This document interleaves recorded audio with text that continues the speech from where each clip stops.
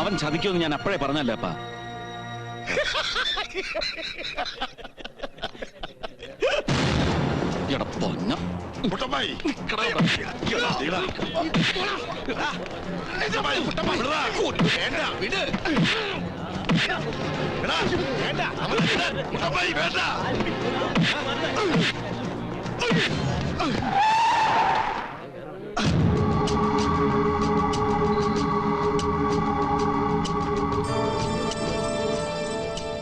എണീക്കടോ. അയ്യോ, ഇതാരൊക്കെയാ? തേവക്കാട്ട് മുതലാളിമാരാ? നിങ്ങൾ വരുമെന്ന് അറിയിച്ചിരുന്നെങ്കിൽ ഞാൻ ആളെ വിടില്ലായിരുന്നല്ലോ. എന്തായാലും ഉറക്കത്തല്ലേ, ലേലം പിടിച്ചോ? നമ്മൾ പിടിച്ചു മുതലാളി.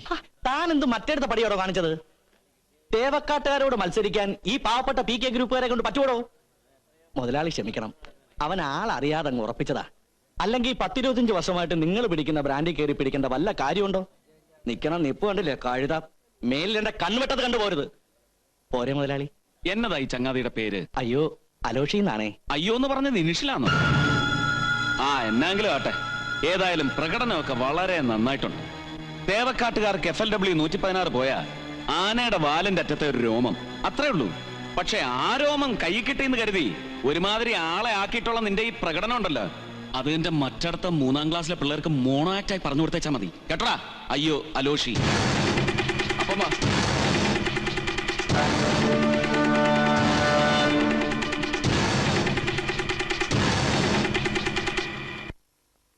ഈശ്വര, അവനിതെന്ത് ചതിയാ കാണിച്ചേ? എത്ര കാലമായി നമ്മൾ പിടിച്ചോണ്ടിരുന്ന ലേലവാന്മാര് പിടിച്ചത് മഹാ നാണക്കേടായി പോയി. PK ഗ്രൂപ്പുകാർ അത്ര പണം നമ്മുടെ കയ്യിൽ ഇല്ലാത്തതുകൊണ്ടാണ് നമ്മൾ തുക കയറ്റി വിളിക്കാൻ ചെന്ന ജനസംസാരം. ലേലം പിടിച്ചതുകൊണ്ട് മാത്രം എല്ലാം തീർന്നില്ല ചായ. അവന്മാര് നമ്മളെ തോപ്പിച്ചോണ്ട് ഇവിടെ മാനവ മര്യാദയായിട്ട് കച്ചവടം നടത്തുന്ന എനിക്കൊന്ന് കാണണം. വാഴിക്കല ഞാൻ ഒരുത്തനെയും. എടാ കുട്ടപ്പായി, ബിസിനസ് രംഗത്ത് ഇതൊക്കെ പതിവാ. നീ വെറുതെ അവന്മാർക്കെതിരെ ഗുണ്ടായിസം കാണിക്കാനൊന്നും പോണ്ട. നിങ്ങൾ വിഷമിക്കണ്ട, അടുത്ത പ്രാവശ്യം നമുക്ക് തിരിച്ചു പിടിക്കാന്നേ. വേണ്ട, ഇനി ആ കച്ചവടം നമുക്ക് വേണ്ട. പണ്ട് അപ്പനായിട്ട് തുടങ്ങി വെച്ചൊരു ഏർപ്പാടായതുകൊണ്ട് ഞാനും അത് തുടർന്ന് നടത്തിയതേ ഉള്ളൂ. അത് ഇങ്ങനെ നിർത്താനായിരിക്കും ദൈവം തമ്പുരാന്റെ തീരുമാനം. എന്നേക്കുമായി നിർത്തിയേക്കാം. ഒരിക്കൽ തോറ്റ് പിൻവാങ്ങിയുടെ തൊട്ട് ഇനി അവറാച്ചനില്ല.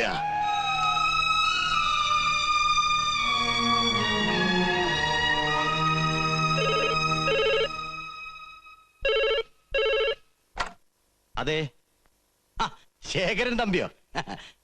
ഇതെന്നാ പറ്റി ഇത്ര പെട്ടെന്നൊരു തുക എങ്ങനെ പിൻവലിക്കാൻ? പലിശ കൃത്യമായിട്ടൊക്കെ എത്തുന്നുണ്ടല്ലോ. ഓഹോ, അത്ര അത്യാവശ്യമാണെങ്കിൽ വന്നോളൂ. ഓക്കെ. എന്നതാണെന്ന് അറിയാൻ മേല. രാവിലെ മുതൽ വരുന്ന കസ്റ്റമേഴ്സ് എല്ലാം പണം വിഡ്രോ ചെയ്തുകൊണ്ട് പോവുക. ഇങ്ങനെ പോയാൽ കുറച്ച് ഫണ്ട് ഉടനെ റേസ് ചെയ്യേണ്ടി വരും.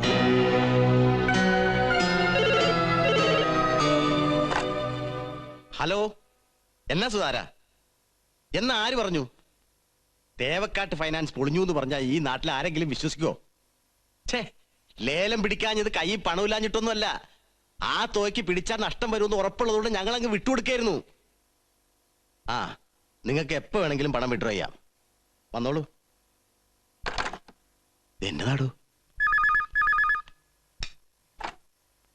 ഹലോ. അപ്പ ഇത് ഞാനാ. എന്നതാടാ? എന്നാ പറ്റിയേ? എന്നാ ചതിവ് പറ്റിയെന്ന് അറിയില്ല. ഡെപ്പോസിറ്റേഴ്സ് എല്ലാം പെട്ടെന്ന് വന്ന് പണം പിൻവലിക്കുക. ഇവിടുത്തെ ഫണ്ടെല്ലാം തീർന്നു. ഉടനെ കുറെ ക്യാഷ് റേസ് ചെയ്യണം. നീ വിഷമിക്കാതിരി, എല്ലാത്തിനും നമുക്കൊരു വഴിയുണ്ടാക്കാം.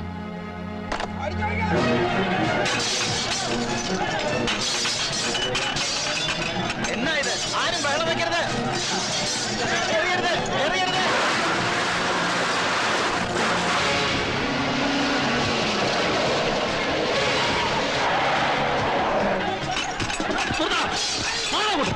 പിടിച്ചു മാറ്റമല്ല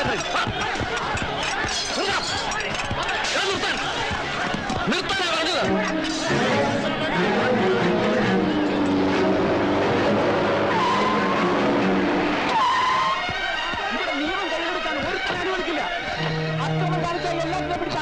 ബാങ്കിലുണ്ടായിരുന്ന പണം മുഴുവൻ കൊണ്ടുവന്നിട്ടുണ്ട്.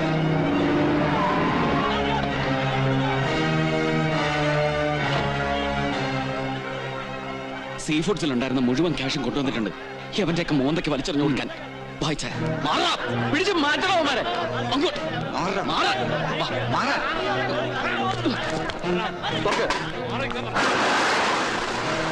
കുരുവിളെത്തിയടോ അകത്ത് ഓഫീസിലിരിക്കുക. നിന്റെ ഒന്നും ഒരു ചില്ലി കാശും വേണ്ട തേവക്കാട്ടുകാർക്ക് കേട്ടോടാ പുല്ലന്മാരെ. എന്നാ പിന്നെ ഞങ്ങൾ കാശ് കേടാ. എത്രയാടാ നിന്റെ നക്കാപ്പിച്ച കാശ് പറയടാ. എത്രയാണെന്ന് അക്കൗണ്ട് നോക്കി അറിയാം. എവിടാ നിന്റെ പാസ്ബുക്ക് കാണിക്കടാ. പാസ്ബുക്ക് ഇല്ല. അക്കൗണ്ട് നമ്പർ അക്കൗണ്ട് നമ്പർ അത് എടാ പന്ന കൊല്ലുന്നു. വേണ്ട. വല്ലവന്റെയും വാക്ക് കേട്ട് ഇവിടെ അതിക്രമം കാണിച്ചാലുണ്ടല്ലോ ചവിട്ടി എല്ലോടിക്കും ഞാൻ. നിങ്ങൾ ആരും പേടിക്കണ്ട. തേവക്കാട്ടുകാര് ഇന്ന് വരെ ആരെയും ചതിച്ചതായ ഒരു ചരിത്രം ഉണ്ടായിട്ടില്ല. കാശ് കിട്ടാനുള്ളവരൊക്കെ മാന്യമായിട്ട് വന്ന് കാശ് വാങ്ങിച്ചോണ്ട് പോയിക്കോണം. കുരുവിളെ വിളിക്കടാ. കഴിഞ്ഞത് കഴിഞ്ഞു. ഒരു നയാ പൈസ ഇല്ലാതെ പണം തിരിച്ചു കൊടുക്കുകയും ചെയ്തു. മറ്റുള്ളവരെ പോലെ അമിത പലിശ വാങ്ങി നാട്ടുകാരുടെ കഴുത്തറക്കാൻ നമ്മൾ തുടങ്ങിയ സ്ഥാപനമൊന്നും അല്ലല്ലോ ഇത്. ബാങ്ക് പലിശ നിരക്കിൽ ഒരു ധനസഹായം അത്രേ കരുതിയിട്ടുള്ളൂ. നാട്ടുകാർക്ക് അത് വേണ്ടെങ്കിൽ വേണ്ട, ഇതോടെ നിർത്തിയേക്കാം. 10-25 വർഷമായിട്ട് ഞാൻ നോക്കിയും കണ്ട് നടത്തിക്കൊണ്ട് പോന്നിരുന്നൊരു സ്ഥാപനമാണ്. അതിങ്ങനെ പെട്ടെന്നൊരു ദിവസം പൊട്ടുകയെന്ന് പറഞ്ഞാൽ എനിക്ക് സഹിക്കാൻ മേലപ്പ. ഇച്ചായൻ ഇങ്ങനെ കൊച്ചു കുട്ടികളെ പോലെ ആയാലും സമാധാനിക്കും. അതങ്ങ് പോട്ടെ, നമുക്ക് വേറെ എന്തെങ്കിലും തുടങ്ങാം. ഇച്ചായം വിഷമിക്കാതിരിക്കെ. ഓരോ ഡിപ്പോസിറ്റേഴ്സിന്റെ വീട്ടിലേക്കും ഫോൺ കോളുകൾ പോയിരുന്നു. കമ്പനി പൊളിഞ്ഞെന്ന് പറഞ്ഞുകൊണ്ടുള്ള അനോണിമസ് കോളുകൾ. അപ്പൊ ഇത് ആരോ കരുതി കൂട്ടി ചെയ്ത ചതിയാന്നല്ലോ. ഒരു സംശയവും വേണ്ട, ഇതിന്റെ പിന്നിൽ ഒന്ന് ലേലം പിടിച്ചോമാര് തന്നെ. അവന്മാരുടെ ആൾക്കാരാ ബാങ്കിൽ വന്ന് കല്ലെറിഞ്ഞതും ബഹളം ഉണ്ടാക്കിയതും എല്ലാം. അതെ, അന്വേഷണത്തിനിടയ്ക്ക് അതെനിക്ക് ബോധ്യപ്പെട്ട കാര്യമാണ്. പക്ഷേ നിയമപരമായി അവർക്കെതിരെ നമുക്കൊന്നും ചെയ്യാനൊക്കുകയല്ല. നിയമത്തിന്റെ സഹായമൊന്നും ആവശ്യമില്ല. ചതിയിലൂടെ എല്ലാം തച്ച് തകർത്തിട്ട് ഇച്ചായന്റെ ഈ കണ്ണുകൾ നിറപ്പിച്ചവന്മാരോട് മറുപടി പറയാൻ എനിക്കറിയാം. പോലീസിന്റെ നിയമം കൊണ്ട് അങ്ങോട്ട് വരാതിരുന്നാൽ മാത്രം മതി. കുട്ടപ്പായി, നീ വെറുതെ വഴക്കിലൊന്നും പോണ്ട. ഓ, എന്നാ പിന്നെ ഞാൻ ഒരു കാര്യം ചെയ്യാം. ഇത്രയും സൽക്കർമ്മങ്ങൾ ചെയ്ത അവന്മാർക്ക് ഓരോ പൂച്ചണ്ടും പൂമാലയും കൊടുത്തേച്ചു വരാം. എന്റെ വക ഒരു റീത്തും.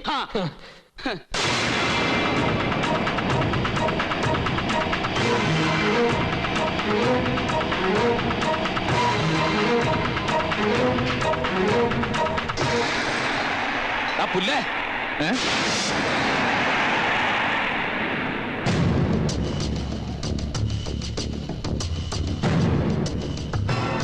അയ്യോ, തേവക്കാട്ട് തമ്പുരാക്കന്മാരെന്താ ഇവിടെ?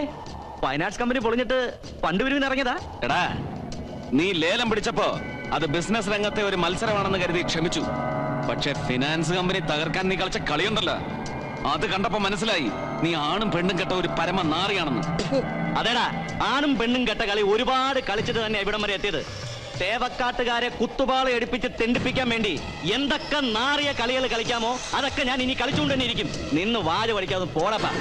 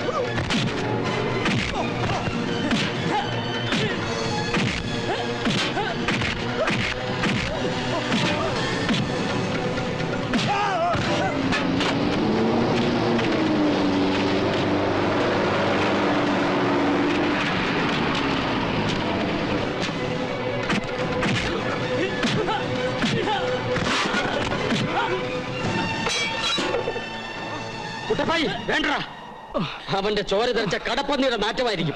പിന്നെ ദിവസം 4 നേരം കുളിക്കേണ്ടി വരും. വിട്ടരെ കുത്തി വാരിയല്ലൊടിക്കാൻ തേവക്കാട്ട് ആമ്പിള്ളേരുണ്ടെന്ന് മനസ്സിലായല്ലടാ. ഇപ്പൊ നിന്റെ നെഞ്ചത്തും മോന്തയ്ക്കും ഒക്കെ തന്നത് നമ്മൾ തമ്മിലുള്ള കച്ചവടത്തിന്റെ ചെറിയൊരു അഡ്വാൻസ് മാത്ര.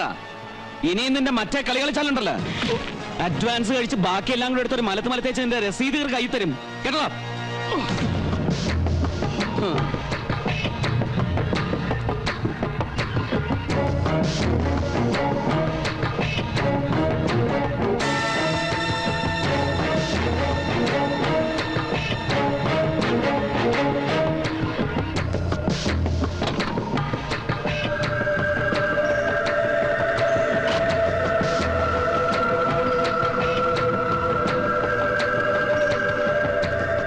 കൊച്ചനെ പി കെ ഗ്രൂപ്പുകാർ ആരാണെന്ന് നീ അറിയാൻ പോന്നേ ഉള്ളൂ. വഴിയെ അറിയിച്ചോളാം ഞാൻ.